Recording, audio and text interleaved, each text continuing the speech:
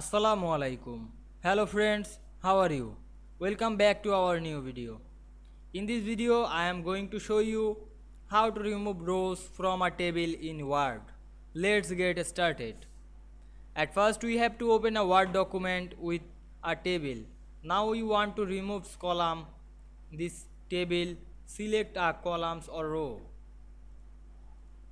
Now we remove a column and select this column, click and drag on your mouse, then go to the design menu and or layout menu and click delete.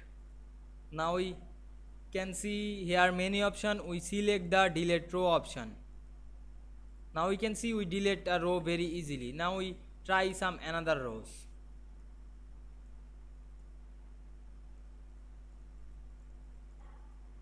I hope you enjoyed the video. Please like, comment, share and subscribe my YouTube channel. Thanks for watching.